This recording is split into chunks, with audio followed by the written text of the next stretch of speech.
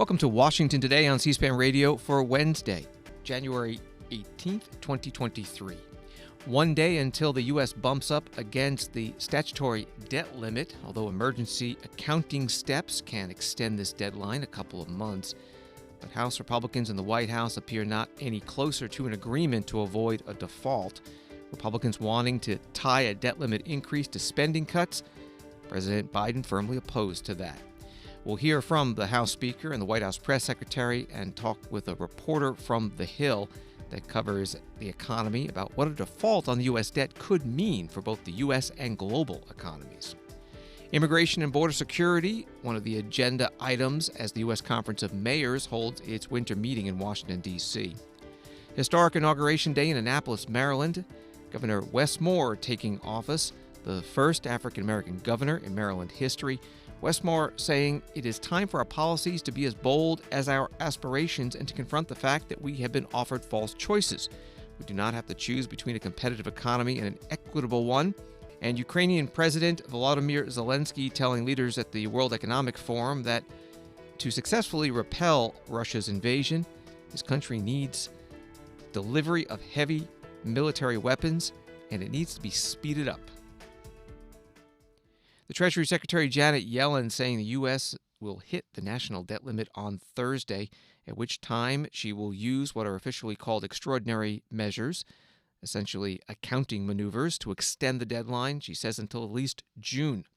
Associated Press story reads, in theory, President Joe Biden and Congress are supposed to use that additional time to work out an agreement to raise the nation's legal $31.38 trillion debt ceiling.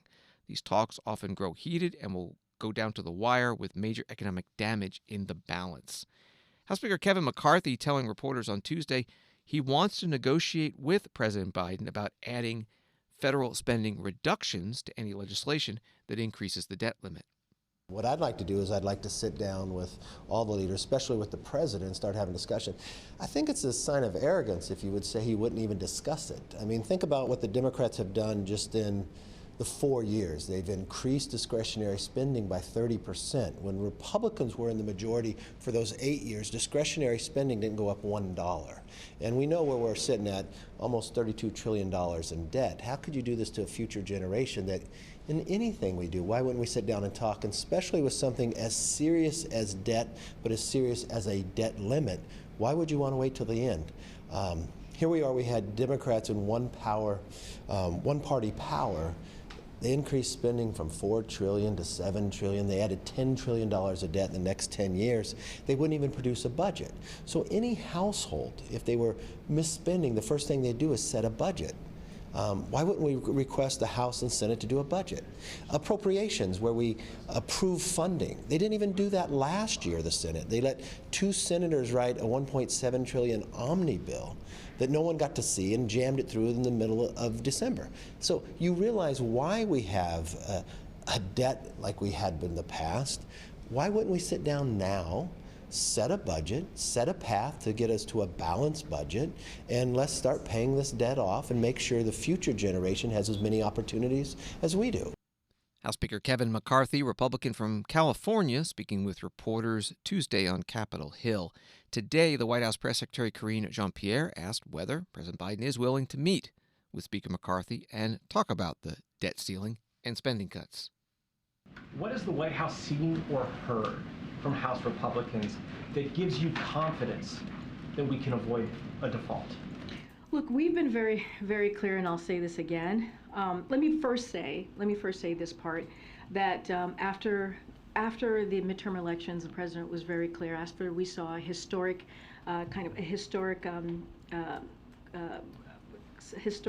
when it comes to a Democratic president in 60 years being able to have a successful midterm. When you look at what we saw in the Senate and we look at the red wave that never happened, the president said, the American people spoke very loudly and very clearly. They want to see us work in a bipartisan way. So the president wants to do that. He's looking to do that. But also, when you think about the debt limit, it is, we've been very clear. The debt limit has been something that has happened 3 times, if you look at just the last administration, in a bipartisan way. it is something that should be done without conditions. We should not be negotiating around it. It is the duty, the basic duty of Congress to get that done. And so we're just not going to negotiate about that, because again, it was done under the last president. It was done 3 times, again, in a bipartisan way. There is no alternative to Congress' responsibility here to address the debt ceiling. Treasury makes millions of payments each day. Their system is built to pay our country's bills on time. It's not set to make the United States delinquent by paying our bills. There is a reason that Treasury secretaries of both parties, if you think about it and if you all remember, rejected this incredible, risky, and dangerous idea that has never been tried before. So it is essential for Congress to recognize that dealing with the debt ceiling is their constitutional responsibility. This is an easy one. This is something that should be happening without conditions. White House Press Secretary Karine Jean-Pierre with reporters in the White House briefing room. Sylvan Lane is a finance and economic policy reporter with The Hill. He has an article at thehill.com that begins, "The biggest threat the U.S. economy faces this year could be the fight over the federal debt limit." He joins us now by phone. Thank you so much. Your article goes into some detail about how big of a threat a default could be. What are some of the potential ramifications? Sure. So just to, right off the bat, the U.S. has never defaulted on its debt before. So we're not quite sure exactly what would happen if the country does that for the first time. But economists, financial experts, policymakers all agree that it will only lead to bad things. We're talking about an economic recession in the U.S., if not the entire world, a global financial crisis that we have no idea of knowing how bad could be. It's just, it would be so disruptive in so many different ways, harmful down to the very, household level of families missing their Social Security payments and their federal benefits, to the global level of central banks possibly not being able to interact with each other effectively. And you also write about if the U.S. can't pay its debts, then money that people are expecting, they're not going to get that money. Exactly. The U.S. dollar is, what economists call the world's reserve currency. What that means is that all around the world, people see U.S. dollars as one of, if not the safest store of value you could have. That's why trillions of U.S. dollars are used in business deals. They're held by banks and foreign governments to help support their own currencies. And U.S. Treasury bonds are one of the most frequently used products in financial markets just to do, basic transactions and keep people's money safe. If the U.S. defaults on its debt, it would be like the gravity in the solar system going out, but for the financial system. All of those dollars, all of those Treasury bonds would become effectively potentially worthless, and people would not know whether or not they could expect all of this money that they'd built up to keep themselves safe for being worth anything in the future. We hear about the debt ceiling only when there seems to be a big fight over it. What is a debt ceiling, and why does the U.S. have it? So the debt ceiling is the legal limit on how much debt the federal government can hold. This came about during the middle of World War I, when federal spending was going way further than Congress was able to handle. What used to happen is whenever Congress would pass a spending bill, they would also determine how the U.S. would pay for that money that they're spending, whether it be with raising taxes or issuing a certain amount of bonds. By the time World War I came around, Congress couldn't really afford to do that anymore. It became way too much money, and it became way too complicated. So what they did was write a law that said the Treasury Department can figure out however it needs to create the debt and fund the spending that we approve, so long as it doesn't go up a certain amount. And over the past 100 or so years, Congress and the president have raised that ceiling over and over again to account for the growing debt. We're now in a situation where the U.S. has about $31 trillion in debt, and the Treasury Department is running out of ways to prevent the U.S. from going over that ceiling.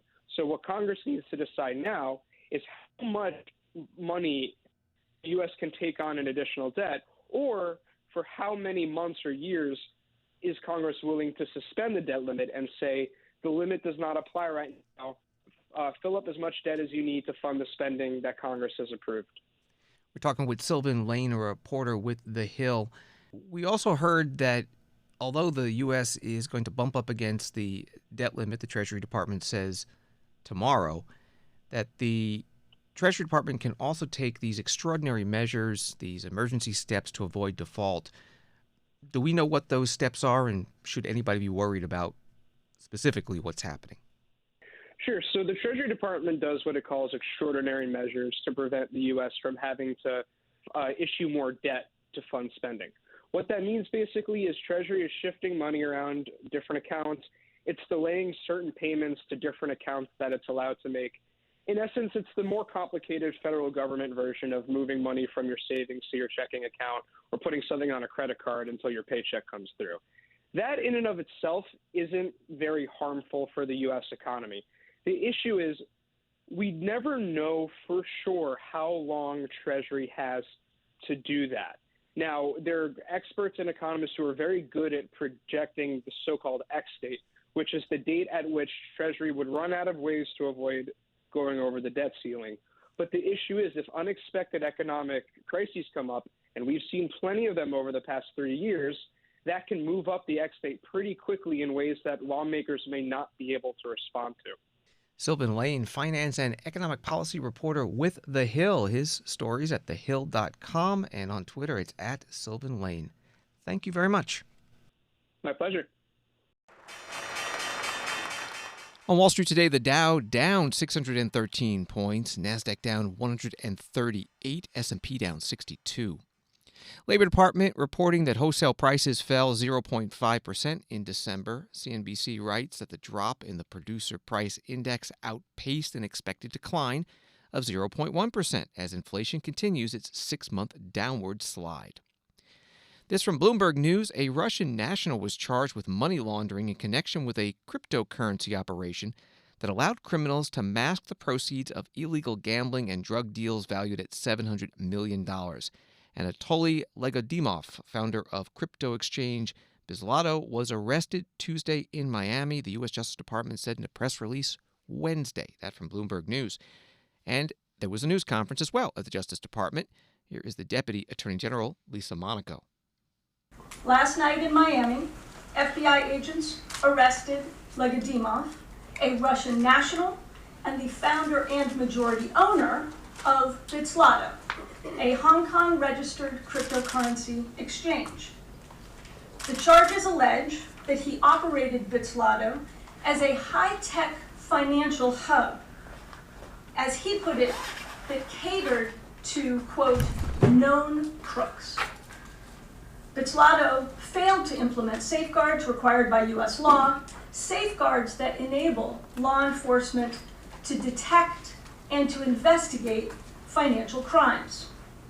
Instead, Bizlato facilitated the transmission of hundreds of millions of dollars in illicit funds, fueling darknet marketplaces, and laundering the proceeds of ransomware attacks. For example, as alleged, Bizlato was a crucial financial resource for the notorious Hydra darknet market, the disruption of which I announced from this podium last April, at that time with our German partners. Now, Hydra was the world's longest-running and largest darknet marketplace, responsible for 80% of the world's darknet transactions. Together, Hydra and Bizlato formed a high-tech axis of crypto crime. Hydra buyers funded illicit purchases of illegal drugs, stolen financial information, and hacking tools from crypto accounts hosted at Bizlato. And sellers of these illegal goods and services at Hydra sent criminal proceeds to accounts at Bizlato, all to the tune of over $700 million in direct and indirect transfers between 2018 and 2022.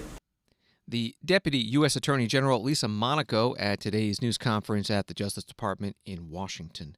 A Wall Street Journal article on this arrest adding this: the Treasury Department designated Bizzolato under a section of the USA Patriot Act, a law used to combat money laundering and terrorist financing, for allegedly laundering illicit funds for ransomware actors based in Russia.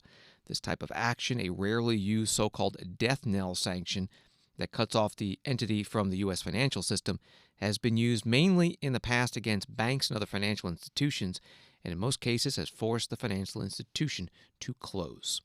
This is Washington Today. The U.S. Conference of Mayors opening its 91st winter meeting in Washington, D.C. today.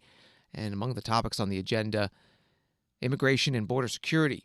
News Nation writes that Miami Mayor Francis Suarez, who is also president of the U.S. Conference of Mayors, said the issue is creating a strain on cities across America. In Miami, it impacts the public school systems and homeless systems. And while cities are asking for help, the immigration system lacks order. Mayor Suarez is a Republican.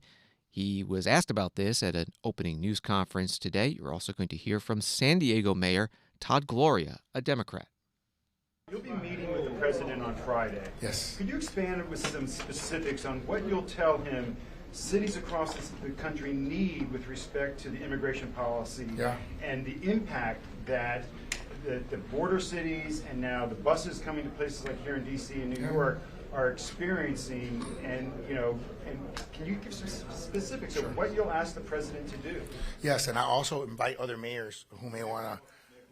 Mayor Gloria, who chairs this committee, we got a chance to speak with the Secretary of State, and it'll be a similar conversation. Obviously, they understand that this is a crisis that is impacting not just border cities, but cities like Miami and the state of Florida, from migrants that are coming over the straits, the Florida Straits. And this is something that requires not only resources to help cities deal with the influx, but also a strategy. And I think the strategy has to do with figuring out how do we create more prosperity in our hemisphere so that it reduces immigration pressures to the United States. And I think there's opportunities with our supply chain that we saw was incredibly vulnerable during COVID as an opportunity to sort of reduce some of the reliance on China in producing a variety of our goods, including but not limited to microchips, which we heard Mayor Ginther talk about. Mayor Gallego also spoke about it earlier today in Phoenix, Arizona. And I believe in other cities across America, you're starting to see greater production of some goods that are in the supply chain that are vulnerabilities if we don't start producing them in the United States. The Secretary of State said to us in private, I don't think I'm saying anything out of turn, that the concept of manufacturing, which had left our country over the last generation, is something that has to come back. Microchips is an example. We used to produce 40% of all microchips. We're down to producing 10% of all microchips, and that powers everything from the phone that you're writing on right now to the camera that she's pointing at me and the one that's pointing at all of us. So I'll let Mayor Gloria, who chairs the committee, speak to what his requests are going to be, but I thank you for acknowledging the fact that we started on time. President Suarez runs a tight ship. Some of us were leaving the extremism and anti-hate crime forum, so I apologize for being late. I would add, as Mayor of San Diego, the largest border city in this country, that we look forward to the opportunity to engage directly with the Biden-Harris administration on the important issue of migration. I would note that this administration has been very open and very transparent in allowing us to engage with them on solutions. And one of the best ways we can show that is the dollars that were allocated in the budget process at the end of this year, dollars that will flow to nonprofit organizations in cities like mine that are currently dealing with this crisis and making sure that as many as possible can get to wherever they need to go in a more humane fashion absent those dollars. I think beyond that, what I want to point out, I've lived in San Diego my entire life. I've seen the border change and grow over time. What I know is challenges have always been significant in our region. They have been exacerbated by changes in migration flows. And what we truly need beyond the dollars from the federal government is comprehensive immigration reform. What we have is a situation where we have an antiquated system that is buckling under the changes in migration. And Congress surely sees that. My fear is that the political benefits of pointing at the problem exceed the benefits of actually solving the problem. And we as mayors have to solve problems. We have to fill potholes. We have to issue permits. We got to get stuff done. And so I think our message is the hope that the 118th Congress can come back to town and engage in this matter. And listen, you may, some of my colleagues up here may call me optimistic in this regard, but I don't know that we would have thought an infrastructure bill was going to be possible. I don't know if we thought legislation on marriage equality was going to be possible.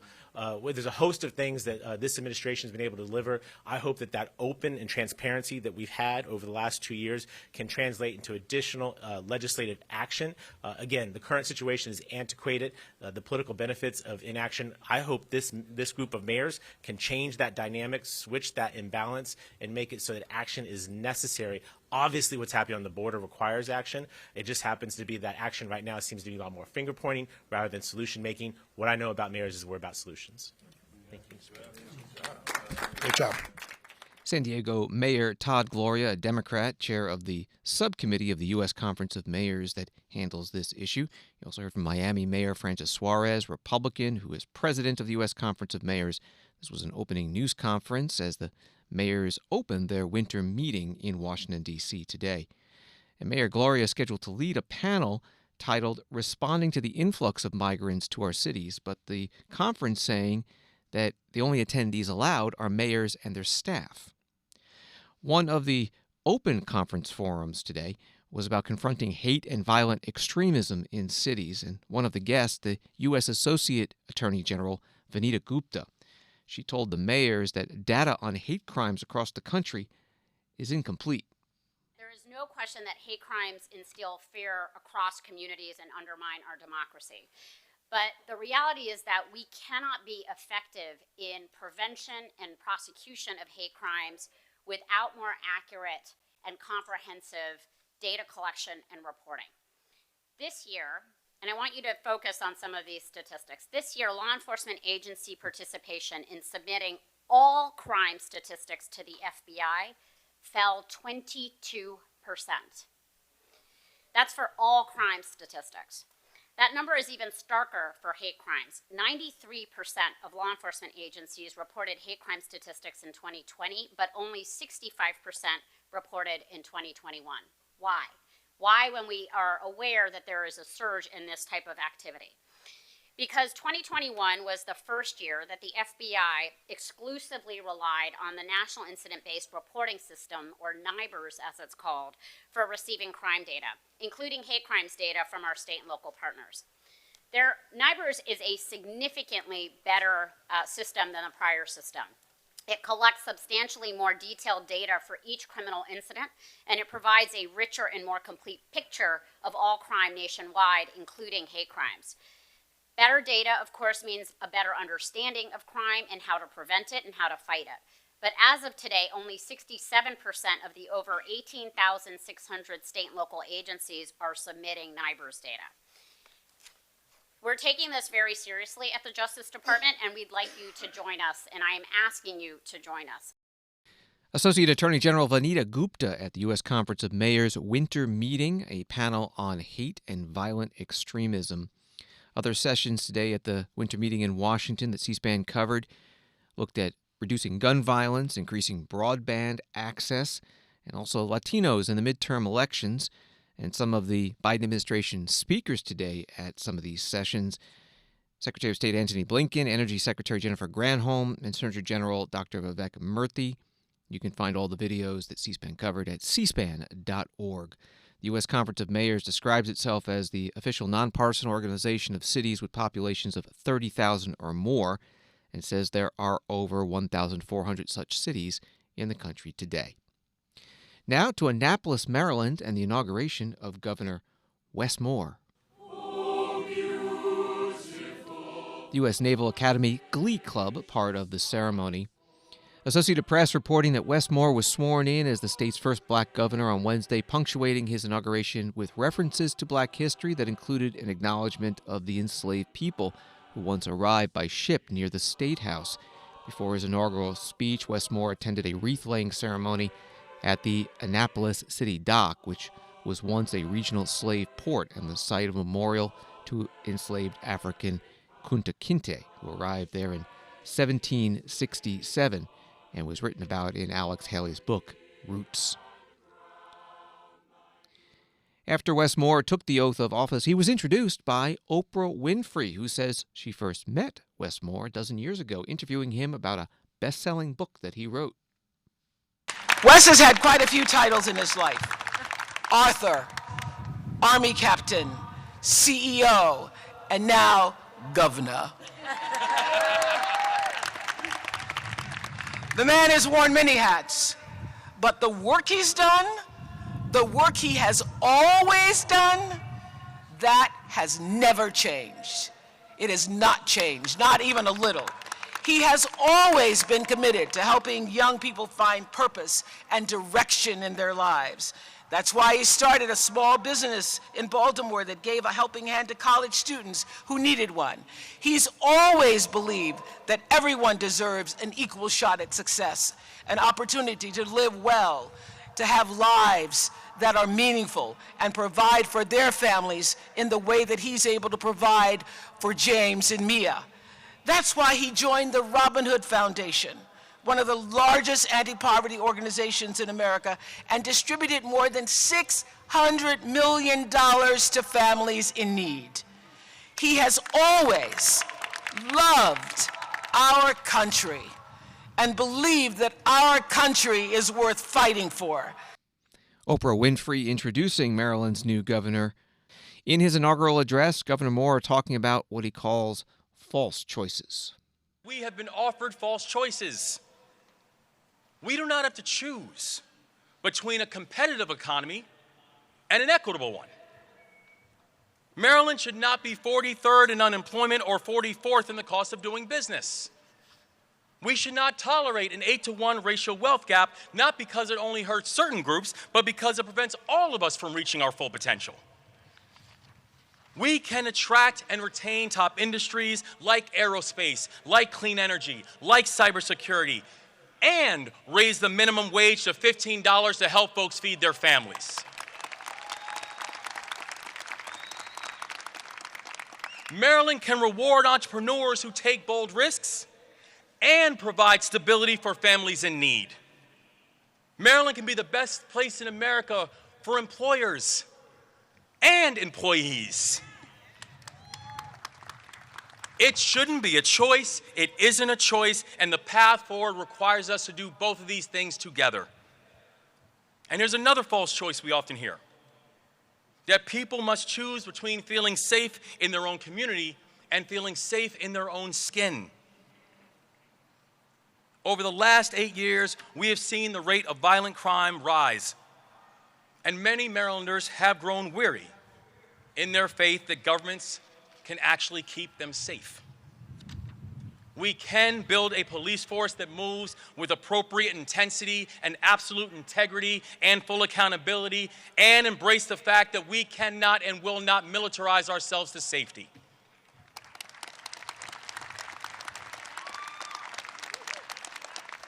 We can and we will support our first responders who risk everything to protect us, and change the inexcusable fact that Maryland incarcerates more black boys than any other state in this country. We will work with communities from West Baltimore to Westminster to share data so we can keep violent offenders off of our streets, and we can welcome people who have earned a second chance back to our communities. Governor Wes Moore, Democrat from Maryland, inauguration ceremony today in Annapolis. His running mate, Aruna Miller, also making history as the first immigrant and first Asian American elected statewide in Maryland. Washington Today continues in a moment. Listening to programs on C-SPAN through C-SPAN Radio just got easier. Tell your smart speaker, play C-SPAN Radio, and listen to Washington Journal daily at 7 a.m. Eastern. Important congressional hearings and other public affairs events throughout the day. And weekdays at 5 p.m. and 9 p.m. Eastern. Catch Washington Today for a fast-paced report on the stories of the day. Listen to C-SPAN anytime. Just tell your smart speaker, play C-SPAN Radio. C-SPAN, powered by cable.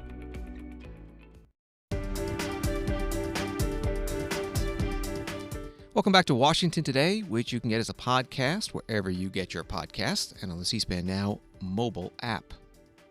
President Joe Biden and First Lady Jill Biden issuing a statement about the deadly helicopter crash in Ukraine that killed the Minister of Internal Affairs and other senior Ukrainian government officials and also killed and injured civilians on the ground, including some children. President and First Lady writing today, "We are praying for healing for the wounded and comfort for those who have lost loved ones. The United States stands with the people of Ukraine in the face of this tragedy and for as long as it takes." The Ukrainian President Volodymyr Zelensky also remembering those who died in the crash as he spoke by video link to the World Economic Forum in Davos, Switzerland. 10 hours ago, a tragedy happened near Kyiv. The helicopter crash claimed lives of the Minister of the Internal Affairs of Ukraine, his colleagues, and helicopter crew when it fell near a kindergarten. 14 of Ukrainian families lost their loved ones today, and many more families are losing daily because of the war. And I shall ask you to honor the memory of every person Ukraine has lost with a minute of silence, please. The Ukrainian President Volodymyr Zelensky, part of his remote speech to the World Economic Forum in Switzerland. After that minute of silence, he went on and used the theme of time for the rest of his speech, saying that tyranny is outpacing democracies and calling on the countries that are supporting Ukraine in the war against Russian military to speed up their assistance. The world was hesitant in 2014 when Russia, without hesitation, occupied the Crimea. The world was hesitant in 2022 when Russia, without hesitation, made the war full scale. The world must not hesitate today and ever. When the evil seeks revenge, the world needs resolve and speed. Russia is exporting terror. Russia is spreading the strain of the war around the world. Ukraine offers the world a peace formula. Please, 10 steps that the world must make faster than Russia makes its new moves. Mobilization of the world must outpace a next military mobilization of our joint enemy. The supplying of Ukraine with air defense systems must outpace Russia's next missile attacks. The supplies of Western tanks must outpace another invasion of Russian tanks. The restoration of security and peace in Ukraine must outpace Russia's attacks on security and peace in other countries. A tribunal for military crimes must prevent new ones. The expansion of NATO and the EU must outgo the spread of the Russian aggression. We routinely defend values which some of the allies take for granted as a fact of life. For us, the fact of life is the world in need of resolute and prompt steps. Ukrainian President Volodymyr Zelensky speaking by video to the World Economic Forum in Switzerland. The Guardian newspaper in Great Britain providing some context, writing, Germany's chancellor avoided committing to the supply of Leopard 2 tanks to Ukraine at the Davos summit on Wednesday, although he held the door open to a positive decision at a special summit of Western defense ministers on Friday. Olaf Scholz did not mention the Leopard tanks at all when a Ukrainian delegate asked him why the hesitancy in signing off on their re-export, prompting an apparently frustrated Ukrainian president to warn the same forum against delay. The German leader argued his country was strategically interlocked with the U.S., France, and other friends and partners, and that any decisions about weapons had to be part of a collective effort to help Ukraine win the war. After the speech by President Zelensky, there was an in-person panel at the forum looking at the war. One of the panelists, U.S. Director of National Intelligence Avril Haines, who gave a summary of where she sees the war at this point.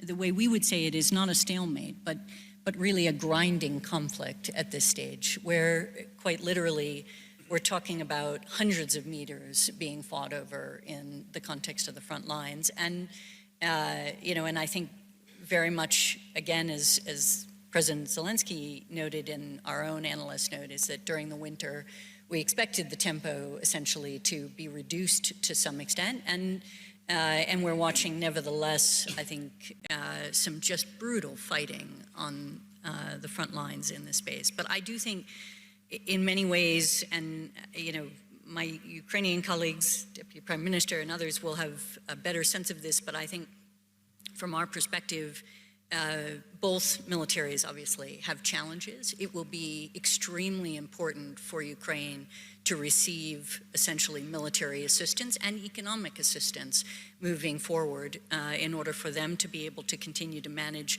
what they have been heroically doing. And on the Russian side, we see also significant challenges: ammunition, supplies, morale, exhaustion, some dysfunction in the leadership, and so on, things that are, I think, making it more difficult for the Russian military as well. Avril Haines, the U.S. Director of National Intelligence, on a panel at the World Economic Forum in Switzerland.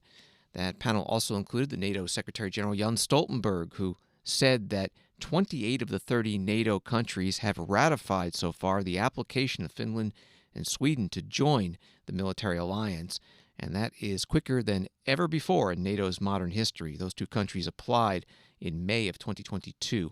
The two countries in NATO left to ratify it: Hungary and Turkey.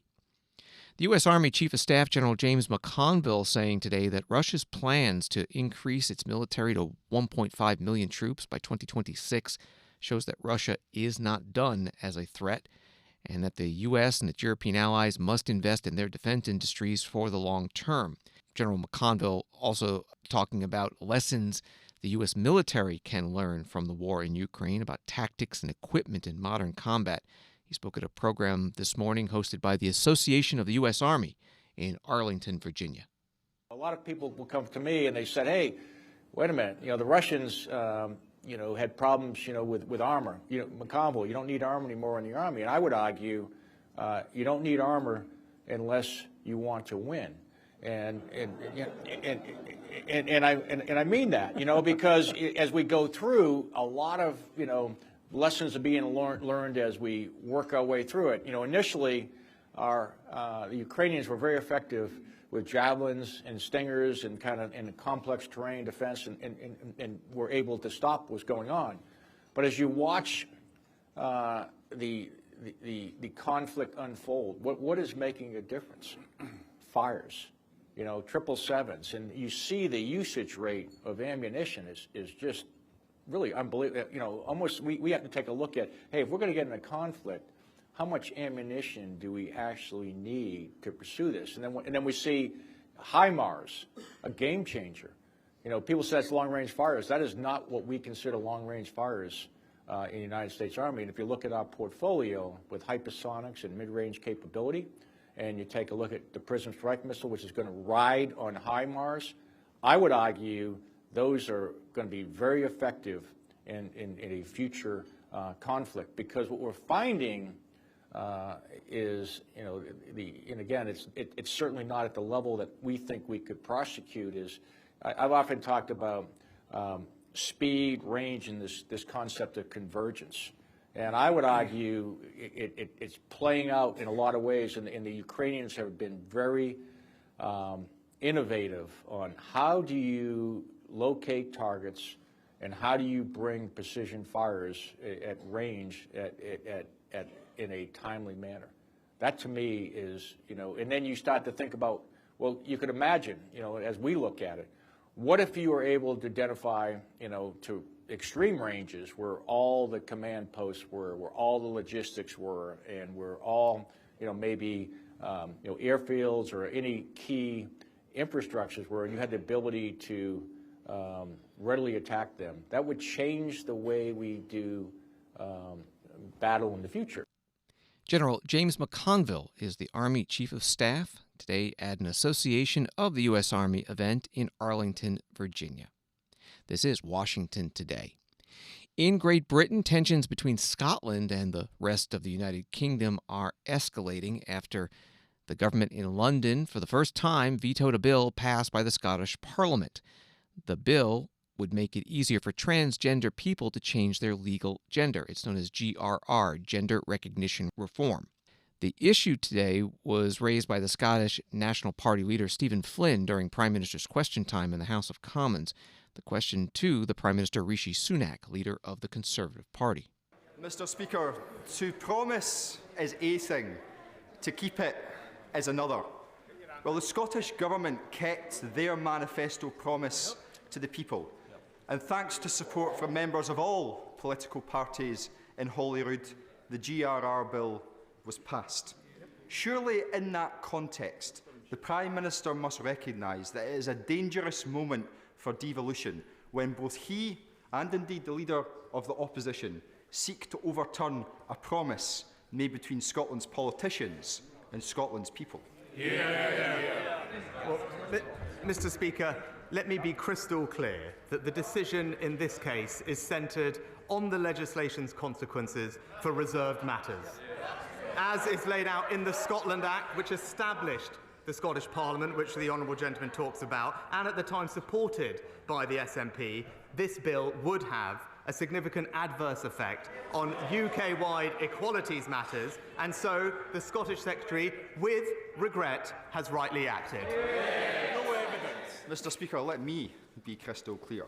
This is the Conservative Party seeking to stoke a culture war against some of the most marginalised people in society. And Scotland's democracy is simply collateral damage. And on that issue of democracy, let's reflect. Because on Monday, the UK Government introduced legislation to ban the right to strike against the express wishes of the Scottish Government.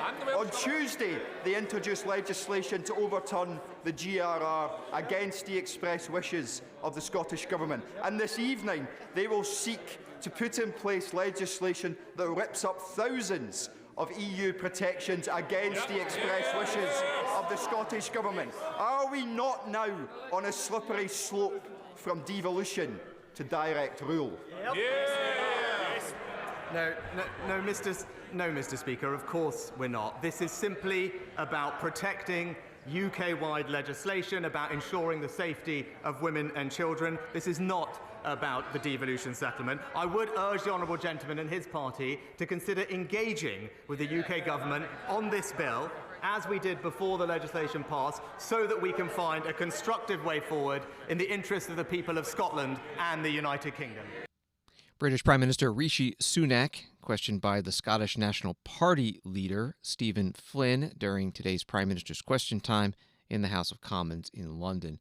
Scotland may challenge the veto of the Gender Recognition Reform Bill in court. Scotland has been part of the United Kingdom for over 300 years, but for the last 25 has had its own elected government overseeing some local issues. There was also a Scottish independence referendum in 2014 that failed. Thanks for listening to Washington Today. Sign up for C-SPAN's evening newsletter word for word to get the stories Washington is talking about sent to your inbox every day.